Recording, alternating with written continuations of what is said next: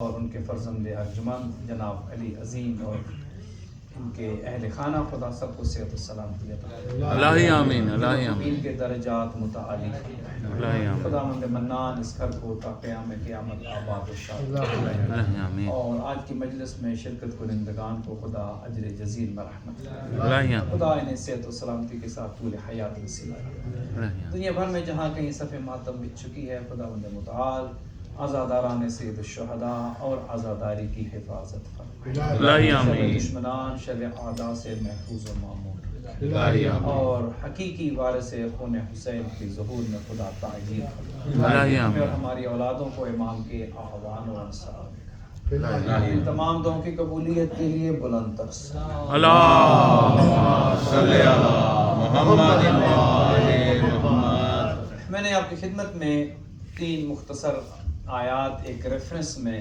تلاوت کی ہیں، اور چونکہ مناسبت ایام عزا کا آغاز ہونے جا رہا ہے، بنیادی طور پر اگر دیکھا جائے تو اللہ سبحانہ و تعالیٰ نے یہ جو دنیا خلق کی، اس کے پیچھے بھی ایک وجہ تھی۔ کوئی کام بغیر علت کے نہیں ہے، بغیر وجہ کے نہیں ہے، تو یہ کیسے ہو سکتا ہے کہ اتنی بڑی کائنات کو بغیر وجہ کے، بغیر کسی پرپس کے خلق کر دیا جائے۔ قبلہ کی تشریف آوری ہوئی ہے، ایک بلند تر صلوات۔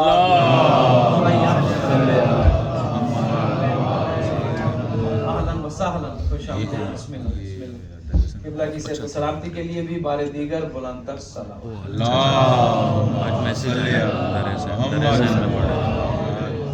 ماشاءاللہ ابھی ہندوستان سے تشریف لائے ہیں اور ایئرپورٹ سے سیدھے یہاں مجلس میں شامل ہوئے ہیں۔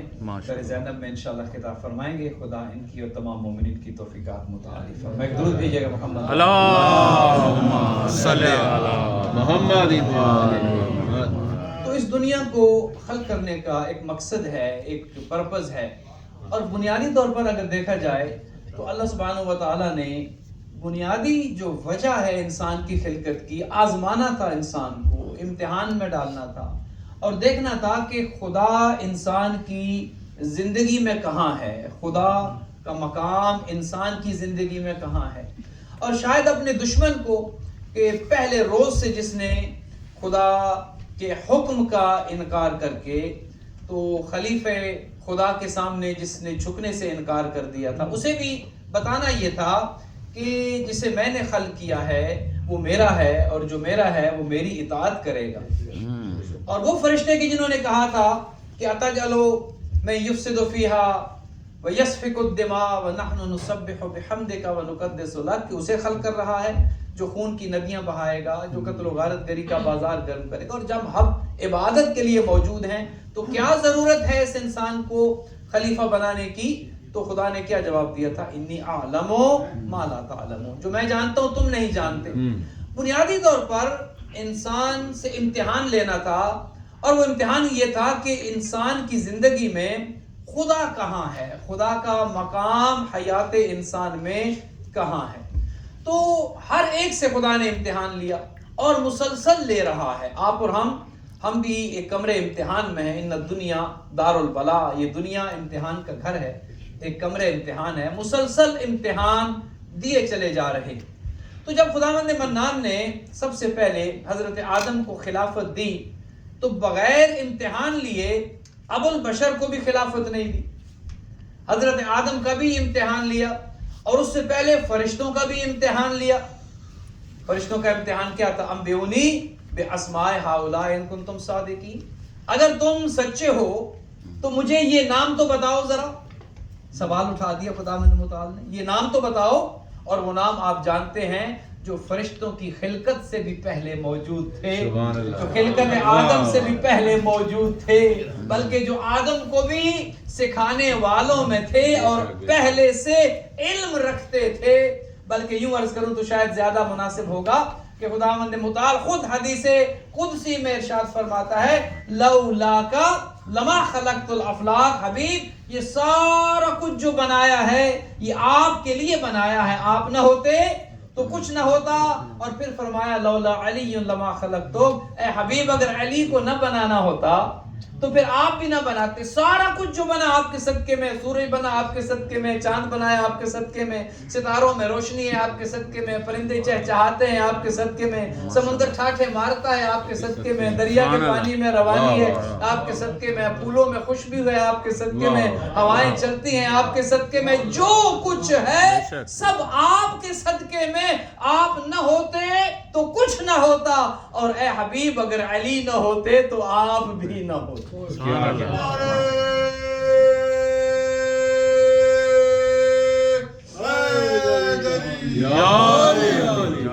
نہ ہوتے تو آپ بھی نہ ہوتے. اور پھر کمال کا جملہ ارشاد فرمایا, لولا فاطمہ لما خلقتکم. اے حبیب اگر نور سیدہ کو خلق نہ کرنا ہوتا تو پھر نہ علی کو بناتا نہ مصطفیٰ کو بناتا. اللہ اب عظمت سیدہ کو سمجھی. تو یہ پہلے سے موجود تھے, ان کے لیے کائنات بنی, ان کے لیے فرشتے بنے, ان کے لیے زمین و آسمان, تو یہ تو پہلے سے موجود تھے. فرشتوں کا امتحان لیا خدا نے, انبئونی باسماء ہؤلاء ان کنتم صادقین. ذرا سچے ہونا اگر اپنے دعوے میں, تو یہ جو نام موجود ہیں یہ نام تو بتاؤ ذرا. اب فرشتوں نے اپنی لا علمی کا اظہار کیا. کیا کہا؟ اے خدا ہم تو نہیں جانتے. قالوا لا علم لنا الا ما علمتنا. ہمیں تو بس اتنا پتا ہے جتنا تو نے ہمیں سکھایا ہے. جو تو نے بتایا ہے ہم وہ جانتے ہیں, اس سے زیادہ نہیں جانتے. اب خداوند منان نے چونکہ خلیفہ اول کی عظمت کو ظاہر کرنا تھا, اور عظمت ظاہر ہی تب ہوتی ہے جب دو پارٹیز میں مقابلہ کرانا ہو یا کسی ایک کی عظمت کو ظاہر کرنا ہو, تو دونوں کا امتحان لیا جاتا ہے. جو اس امتحان میں بہتر پرفارمنس دے وہ اپنی عظمت کو ظاہر کر دیتا ہے. اور سب سے بڑا امتحان ہی علم کا ہوتا ہے. خدا نے پہلے ہی دن علم کا امتحان لیا. فرشتوں سے کہا نام بتاؤ, قالوا لا علم لنا, ہمیں تو نہیں پتا. اب خدا نے آدم کی فضیلت اور آدم کے شرف کو ظاہر کرنا تھا. پھر حضرت آدم سے کہا, قال یا آدم انبئہم باسمائہم, ذرا تم یہ نام بتاؤ. اب حضرت آدم نے وہ نام بتا دیے, اور وہ نام خدا ہی نے حضرت آدم کو سکھائے تھے. اور انہی ناموں کے صدقے میں تو حضرت آدم کی توبہ قبول ہوئی تھی جب کہا تھا یا محمود بحق محمد, یا اعلی بحق علی, یا فاطر السماوات بحق فاطمہ, یا محسن بحق الحسن, اور پھر یا قدیم الاحسان بحق حسین علیہ السلام.